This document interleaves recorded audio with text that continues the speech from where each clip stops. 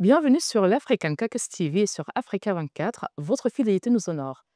Le développement économique du continent africain ne peut se concevoir sans répondre au défi crucial du logement, de l'accès au logement abordable. Alors que plus de 60% de la population urbaine vit dans des conditions précaires, les besoins en logement décent, durable et abordable n'ont jamais été aussi urgents sur le continent. Pour en parler, nous recevons aujourd'hui le directeur général de Shelter Afrique, l'institution panafricaine spécialisée dans le financement du logement et du développement urbain. Quels sont les leviers à mobiliser pour réduire le déficit de logements chroniques sur le continent? Quelles solutions concrètes peuvent émerger du caucus africain au sortir de ses assises et comment bâtir des villes africaines inclusives à l'horizon 2030? Les réponses à ces questions avec M. Thierry Habib-Pran, directeur général de Shelter Afrique. Monsieur Habib-Pran, bienvenue sur Africa 24. Merci. Monsieur le directeur général, vous avez participé au caucus africain à Bangui. Quels sont les moments qui ont marqué votre séjour lors de ce dialogue entre décideurs économiques et les institutions des Bretton Woods? Je vous remercie de m'avoir donné l'occasion d'échanger sur Africa 24. Permettez-moi déjà de remercier la population centrafricaine et toutes les autorités de la République centrafricaine pour un succès retentissant du Africa Caucus 2025 ici à Bangui. Donc nous sommes très heureux de l'accueil et de toute la fraternité de la République centrafricaine, notamment des autorités et le leadership du ministre Hervé des Finances et aussi du ministre de l'Économie et du Plan, d'avoir été vraiment à la hauteur des attentes de ce caucus 2025 et aussi remercier le groupe de la Banque mondiale, aussi le FMI, pour avoir choisi la Centrafrique pour cet important événement, puisque nous savons tous que la Centrafrique est un pays qui regorge d'énormes opportunités en termes de développement humain et aussi développement d'infrastructures et tout ce qui est développement de durabilité vert et aussi la transformation des ressources naturelles pour le bien des populations. Alors, nous sommes Shelter Afrique, la banque de développement Shelter Afrique. C'est une des banques de développement à travers le continent. Et notre rôle primordial, c'est de nous assurer qu'il y ait des logements décents et mémorables. Pardon, pas mémorables, mais des logements décents et abordables pour nos populations. Et donc, notre participation au caucus africain, c'est d'apporter aussi la contribution des institutions panafricaines au développement de la Centrafrique et du reste de l'Afrique.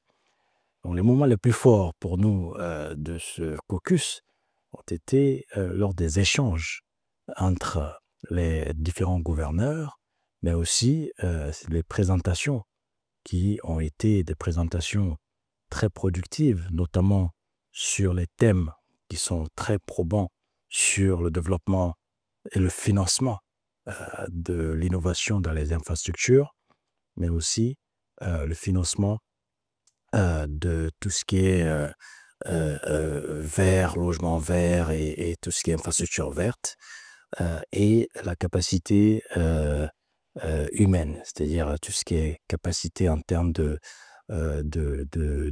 capacité individuelle, en termes d'éducation, mais aussi de skills, hein, comme on le dit en anglais. Et c'est extrêmement important que nous renforcions les capacités des populations africaines. Donc, je pense que ce thème était extrêmement important et lié aussi au thème des infrastructures, qui est extrêmement important. Et nous, à Shelter Afrique, notre objectif, c'est de nous assurer que chaque Africain ait accès à un logement décent et digne, mais aussi abordable, pour permettre aux Africains d'accéder aux objectifs du développement. Donc, tous les objectifs du développement qui sont notamment ancrés sur les questions d'éducation, de santé, mais aussi de tout ce qui est logement décent, qui permet aux populations de vivre une vie digne. Donc, nous sommes là dans ce cadre de collaboration avec les institutions de Bretton Woods, mais aussi avec nos pays membres. Nous avons 44 pays actionnaires et membres de notre banque de développement. On estime aujourd'hui le déficit de logements abordables à plus de 56 millions d'unités sur le continent. Comment Shelter Afrique adapte-t-il son modèle d'investissement pour répondre efficacement à cette urgence sociale et économique? Alors, nous avons une nouvelle stratégie à la Banque de développement Shelter Afrique pour adresser ce déficit que vous avez mentionné tout à l'heure de 56 millions d'unités de logement. Et ce déficit ne fait que croître chaque année. Alors, si vous supposez que le prix d'un logement décent est de 25 000 dollars, pour donner un chiffre assez modique quand même, euh, on a besoin de plus de 1000 milliards de dollars de financement pour résorber ce déficit. Alors, ce déficit qui croît chaque année aura besoin de plus de milliers de dollars, de milliers de milliards de dollars pour s'adresser à ce déficit-là et même plus. Alors, la question, c'est de savoir si les institutions panafricaines ont les moyens de s'adresser à ce déficit. Nous parlons de 1000 milliards de dollars, au moins. Alors, vous prenez toutes les institutions panafricaines ensemble, elles ne pèsent pas plus de une centaine de milliards de dollars, et vous incluez là-dedans la Banque africaine de développement. Donc, cela va sans dire que nous avons besoin de solutions innovantes en utilisant des marchés de capitaux, en finançant le développement à travers les partenariats publics-privés.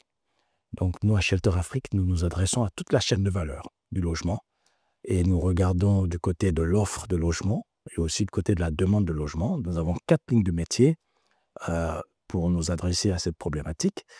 La première ligne de métier, c'est le financement des institutions financières. Donc, nous finançons les banques dans les différents pays pour que ces banques aient accès à des ressources longues pour financer les crédits hypothécaires pour les ménages et les familles.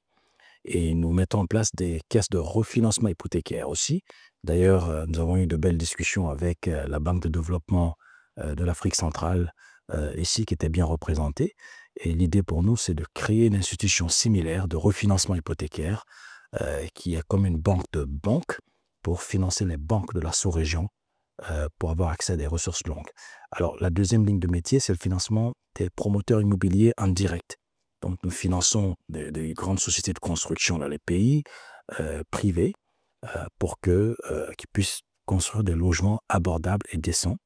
Et la troisième ligne de métier, c'est le PPP, partenariat public-privé, où nous travaillons avec les institutions de l'État, nous travaillons avec les compagnies nationales de l'habitat pour financer l'accès au logement.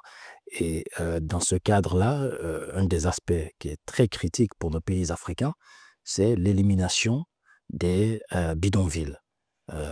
Les projets de zéro bidonville que nous avons un peu partout en Afrique sont extrêmement importants pour assurer la dignité et assurer que nos populations vivent dans des conditions quand même acceptables. Et donc, nous avons un programme que nous appelons la régénérescence urbaine. Et dans ce cadre-là, nous créons des PPP avec l'État et le secteur privé. Et en fin de compte, la quatrième ligne de métier, c'est tout ce qui est un fonds de gestion spécialisé dans les thématiques à impact. Donc, nous avons 7 thématiques. Nous finançons le logement vert, donc la thématique de résilience. Et aussi, deuxième thématique, c'est tout ce qui est financement des logements pour les femmes et les femmes qui travaillent dans la chaîne de valeur du logement, pour des questions d'inclusion financière. Et la troisième thématique, c'est tout ce qui est financement des PME et du commerce transfrontalier entre les pays africains. Parce que vous avez des pays qui sont producteurs de matériaux de construction. L'idée, c'est de développer le commerce entre les différents pays et aussi transférer les capacités de certains pays qui ont plus de sociétés de construction dans d'autres pays. Donc, nous essayons d'encourager ces échanges-là. Et ensuite, nous créons des sociétés aussi de manufacture de matériaux de construction dans les différents pays pour qu'on puisse localiser le développement. Et ensuite, nous avons la finance islamique avec les pays du Golfe pour s'assurer que l'accès au financement est abordable avec les modèles comme le Ijara, Murabaha, qui sont vraiment des modèles de financement qui sont de la location-vente. Et ensuite, nous finançons les infrastructures de base et puis aussi tout ce qui est logement pour les migrants et les réfugiés mais dans un objectif de création d'emplois pour ces populations fragilisées. Nous sommes dans un pays comme la Centrafrique où nous voyons une opportunité extraordinaire de création d'emplois dans le secteur du logement, dans la construction. Comme ça, nous nous assurons que des populations jeunes soient occupées à produire dans l'économie au lieu d'être enrobées dans des mouvements qui ne sont pas forcément dans le meilleur intérêt du pays. Et donc, la création d'emplois est critique dans notre objectif de développement du secteur de l'habitat, parce que l'habitat crée de l'emploi, le logement représente une infrastructure, et donc l'idée pour nous, c'est de développer cela et aussi garder les jeunes sur le continent au lieu d'aller mourir dans la Méditerranée en essayant d'aller avoir une meilleure vie en Europe. Voilà, donc c'est cette thématique qui nous tient beaucoup à cœur aussi dans des pays aussi fragiles que la Centrafrique et d'autres en Afrique. Et la dernière thématique, c'est la diaspora. Nous savons tous que la diaspora aujourd'hui transfère plus de 95 milliards de dollars chaque année en Afrique. Et l'idée pour nous, c'est d'augmenter ces montants-là en encourageant la diaspora à investir dans le secteur de l'habitat et du développement urbain. Donc, nous allons développer des plateformes pour cette diaspora pour avoir accès à des logements dans leur pays à travers notre plateforme d'investissement. Nous avons 44 pays et la diaspora africaine est très active à travers le monde. Donc, nous avons créé des plateformes d'échange entre les différents pays et notre institution. Nous avons signé l'autre jour avec la BRVM en Afrique de l'Ouest, c'est la Bourse régionale des valeurs mobilières de l'UEMOA, pour développer des produits financiers qui ciblent cette diaspora-là dans le secteur de l'habitat.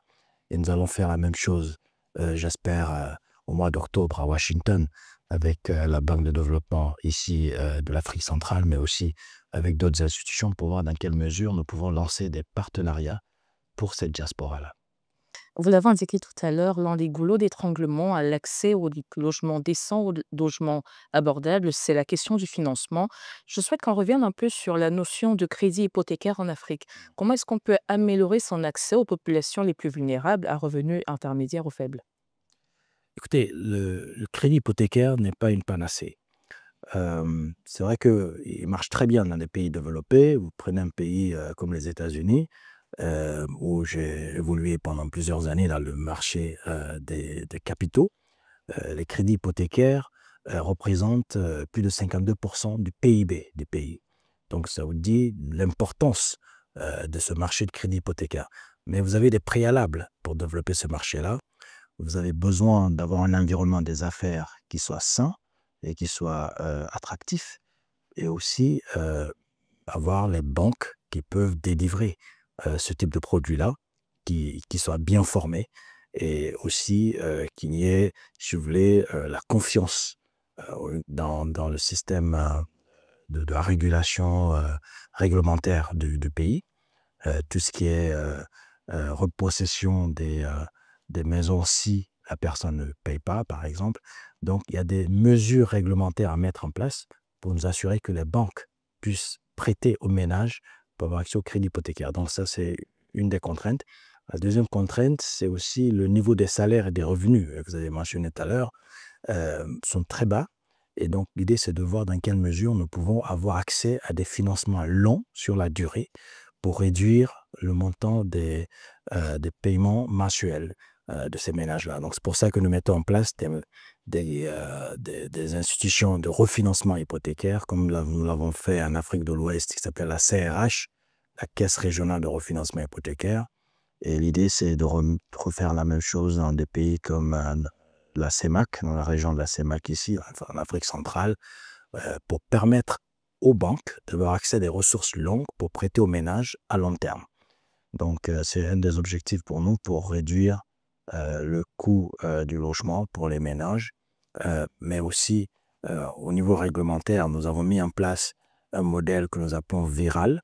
Donc, le modèle VIRAL veut tout simplement dire vision, institution, réglementation, acteurs et initiatives locales. Et l'idée pour nous, c'est de faire un diagnostic de l'environnement des affaires, du secteur de l'immobilier, de l'habitat dans les différents pays. Et sur la base de ce diagnostic, nous allons développer une stratégie pays pour nous adresser aux contraintes et aux goulots d'étranglement, justement, du secteur de l'habitat, pour le rendre beaucoup plus abordable et attirer les investissements étrangers dans le secteur. Je vous disais tout à l'heure que nous avons besoin de plus de 1000 milliards de dollars. Donc, Shelter Afrique à nous seuls, ou même toutes les institutions africaines ensemble, ne peuvent pas absorber cette demande-là. Donc, il y a un besoin énorme de catalyser d'investissements étrangers et d'investissements du secteur privé aussi, puisque les États ne peuvent pas avoir les moyens de s'adresser à cette contrainte-là. Vous avez embrayé sur la question qui suivait. Shelter Afrique, son déploiement sur le terrain, c'est la conjonction d'actions gouvernementales, d'actions institutionnelles. Donc, parlons du secteur privé. Qu'est-ce que Shelter Afrique fait pour susciter davantage l'intérêt du secteur privé pour les questions de logement abordable? Alors, le secteur privé africain, effectivement, n'est pas très actif dans le secteur du logement abordable, puisque le secteur privé se concentre beaucoup plus sur les logements des ménages à revenus moyens et beaucoup plus élevés, alors que nous, notre objectif, et là où nous voyons le marché, le potentiel en termes d'investissement, c'est tout ce qui est revenu bas euh, à revenu moyen. Alors, nous travaillons avec les promoteurs immobiliers et le secteur privé pour expliquer le bien fondé d'investir dans ce secteur-là, puisque le marché des revenus beaucoup plus élevés est saturé. D'accord? Donc, le besoin, il n'est pas à ce niveau-là. Le besoin, il est vraiment en dessous de ce niveau-là. Et donc, nous justifions par des programmes que nous lançons dans plusieurs pays depuis 44 ans aujourd'hui que nous existons.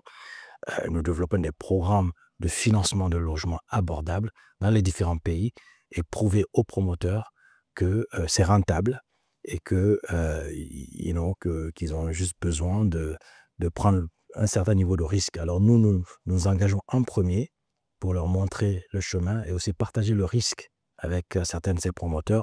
Des fois, nous offrons des programmes de garantie aussi avec certaines banques à travers l'Afrique, comme au Nigeria, où nous avons fait une émission obligataire de 46 milliards de Naira sur un programme de 200 milliards de Naira sur 3 ans. Et l'idée pour nous, c'est de déployer ces fonds dans le marché nigérian en monnaie locale, puisque c'est extrêmement important d'avoir une couverture de risque de taux de change. Alors pour ça, nous émettons en monnaie locale. Et au Nigeria, nous avons bien réussi à déployer ces fonds-là à travers les banques de la place et partager le risque de cette façon. Monsieur Tierno Abibhan, directeur général de Shelter Afrique, merci d'avoir répondu aux questions d'Africa 24. Madame, Monsieur, votre fidélité nous honore. Merci d'avoir suivi cette édition de l'interview. Retrouvons-nous très prochainement pour une nouvelle édition. Mais d'ici là, restez connectés sur africa24tv.com et sur l'application MyAfrica24.